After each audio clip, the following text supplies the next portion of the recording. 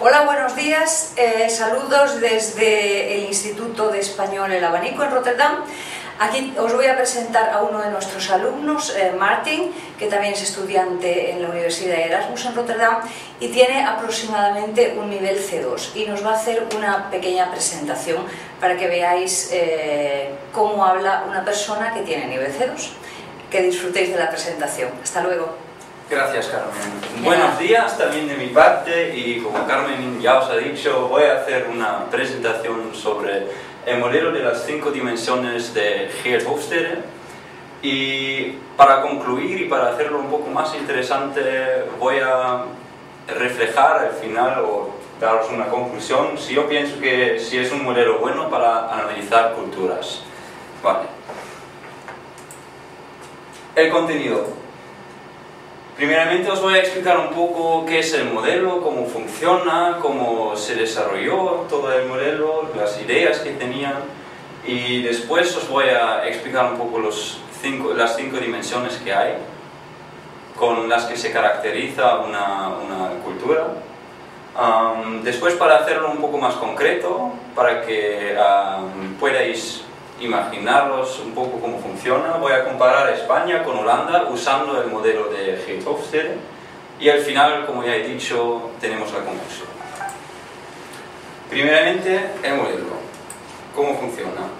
Geert Hofstede es un antropólogo, escritor y profesor holandés con mucha influencia en el campo de estudios culturales dentro de organizaciones. Y refiriéndome a organizaciones, me refiero sobre todo a organizaciones económicas, pero también como organizaciones no gubernamentales, organizaciones así.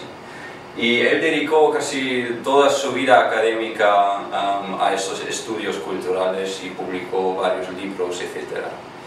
Y bueno, su descubrimiento más importante fue que para cada cultura que ha analizado en su vida hay algunos agrupamientos culturales a nivel regional y también nacional que son muy consistentes en todo el mundo y que afectan el comportamiento de las sociedades y organizaciones de un país.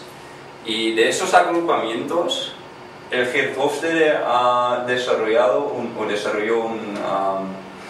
el modelo de las 5 dimensiones, y de esas 5 dimensiones os voy a explicar un poco luego de lo que tratan.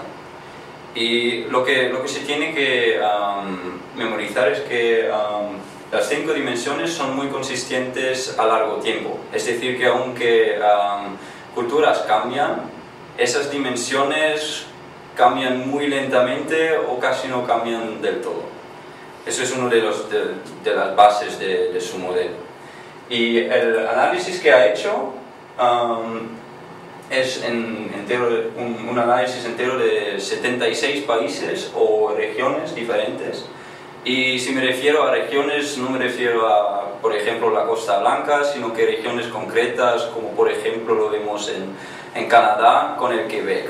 Que el Quebec es una región muy diferente, con una cultura bastante diferente a la cultura canadiense. Ahora las dimensiones. La primera dimensión es la distancia al poder, y esa distancia al poder puede ser alta o baja. Y lo que Geert Hofstede quiere decir con esa dimensión es el grado en los que los menos poderosos de una sociedad esperan la existencia de diferencias entre los niveles de poder.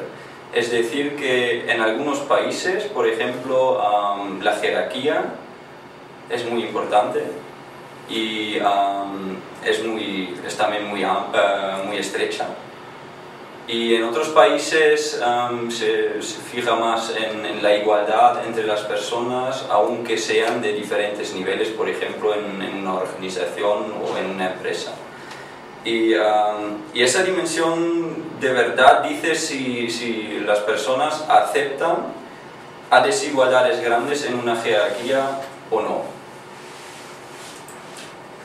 La segunda dimensión es el individualismo versus el colectivismo, y eso es bastante fácil también para imaginar que en culturas individualistas la gente sobre todo se preocupa de sí mismo o de su familia más cerca, decimos. Y al otro lado, en culturas colectivistas, la gente se ve como parte de un grupo o de una organización, es decir, que también espera que los otros les ayudan. Y eso es la diferencia entre colectivismo y individualismo. Y para hacerlo más concreto, podemos decir que las culturas individualistas son las culturas que se refieren a sí mismo con yo, y las culturas colectivistas, la gente se refiere a nosotros. Y para daros un ejemplo, los Estados Unidos es el país con el puntuaje más alto en vez de individualismo. Bueno, la tercera dimensión es la masculinidad versus la feminidad, y eso describe los roles de los géneros dentro de una cultura. Y por un lado puede haber la distribución clara entre hombres y mujeres, y eso es la cultura masculina. Y por ejemplo se valora la competitividad, posesiones materiales, cosas así. Y hay una separación clara entre mujeres y hombres. Y al otro lado hay las culturas femeninas, que como vais a ver luego, es también Holanda o España, pero menos que Holanda. Y ellos valoran más la igualdad y se fijan más en la igualdad entre la gente, no solo entre hombres y mujeres, pero en general. Y por ejemplo, las mujeres tienen las mismas carreras que los hombres, o el trabajo de casa se distribuye igualmente, y sobre todo valoran el tiempo de ocio en culturas así. Y para daros un ejemplo, una cultura o un país masculino, según este modelo, es Japón, y un país femenino es Suiza. Bueno, la penúltima dimensión es la evasión de la incertidumbre, y eso es a lo mejor un poco menos claro, pero se refiere al grado al que una sociedad acepta la incertidumbre y los riesgos en general. Y un puntaje alto aquí significa que una cultura intenta evitar riesgos, intenta planificar todas las cosas y sobre todo arreglar la vida con reglas.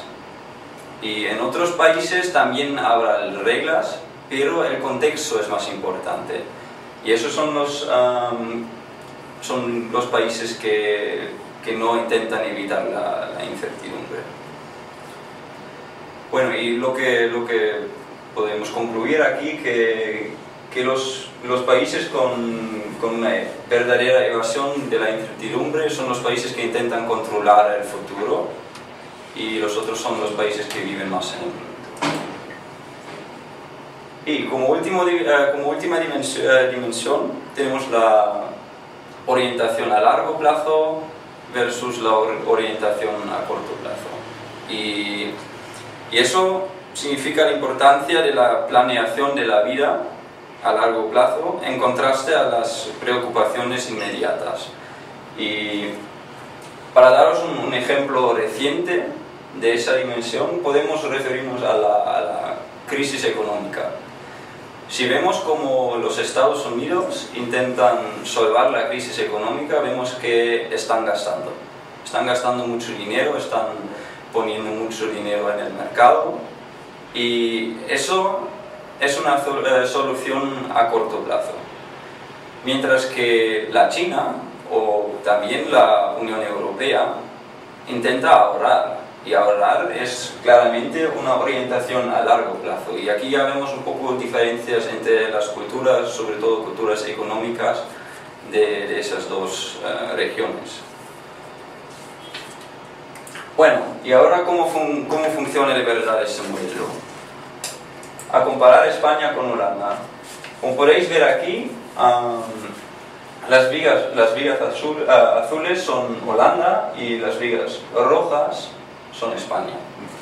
Y como se puede ver claramente que hay bastantes diferencias entre los dos países.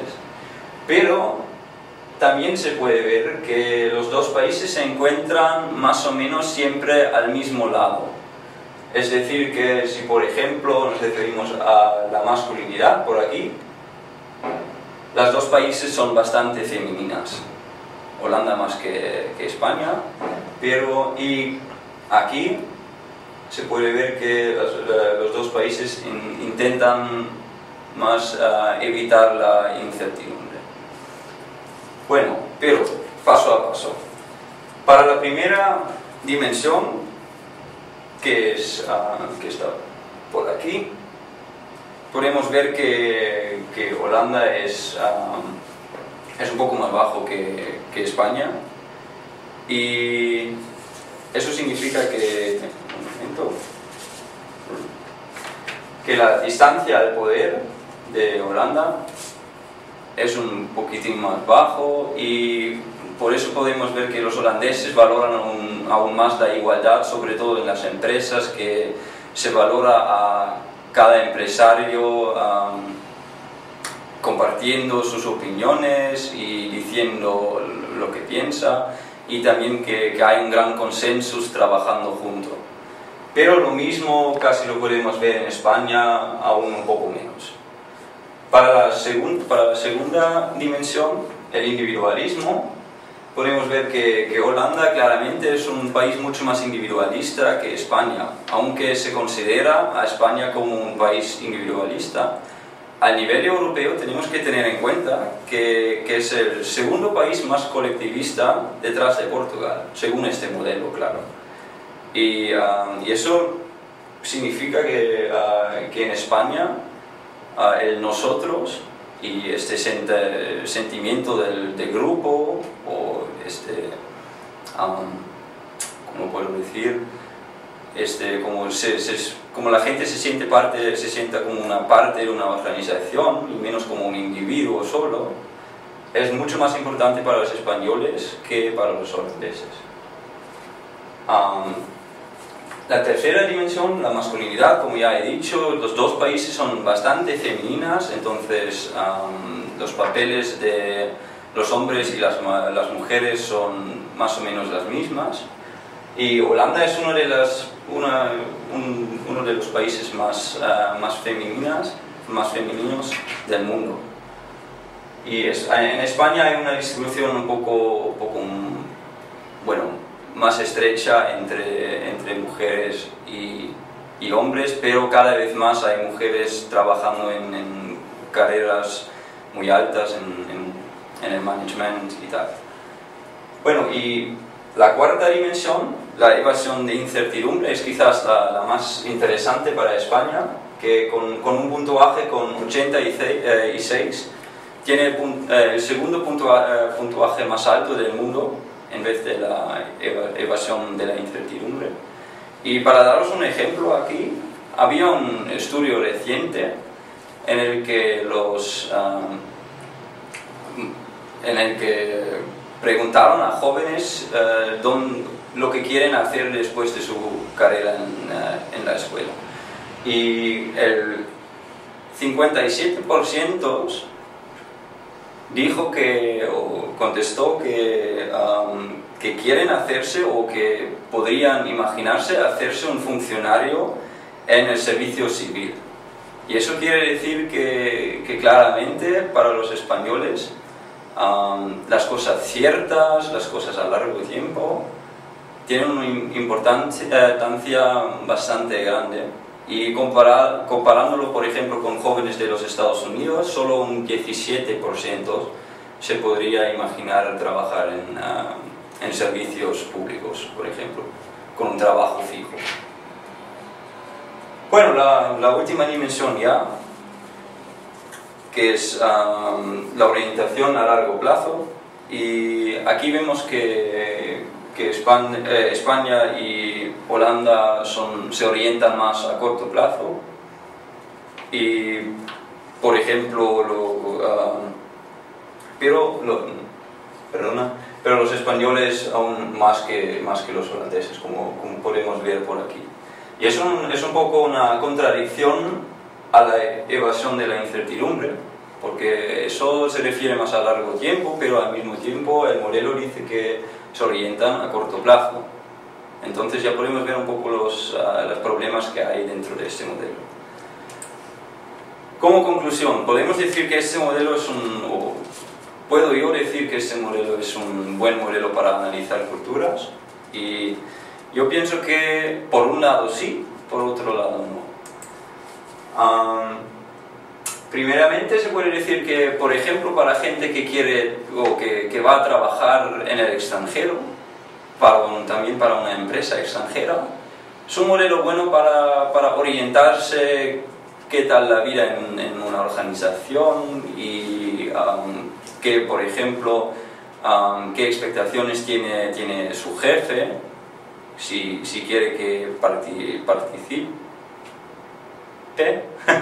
si quiere que participe o no, y bueno, y cosas así, y por ejemplo, cómo se puede solvar problemas en el trabajo, se solva junto o más o menos al nivel individual. Pero claro, como habéis visto ya, es es una generalización de un país entero, de una cultura entera, que no tiene nada que ver con personas a nivel individual.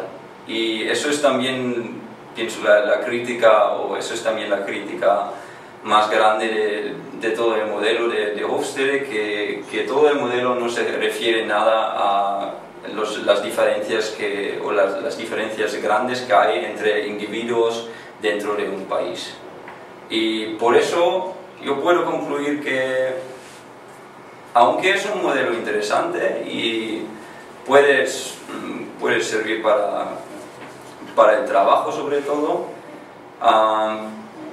ir a un país y disfrutar y experienciar una cultura es una cosa distinta que no se puede sustituir ni con un modelo, ni con fórmulas, ni nada.